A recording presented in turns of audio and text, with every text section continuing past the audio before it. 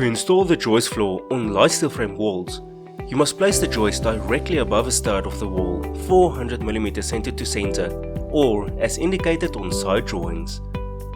If the joist does not fall directly above a stud, you need to make sure to install a header plate as indicated on the engineering design. You must ensure to install the joist floor with the webs on the ends pointing downwards. Fasten hurricane clips to the joist and walls with minimum 6 stick screws on both sides of each joist to secure the joists in place. To prevent the joist from bowing to the side, install the channel provided on top of the joist to keep them in place.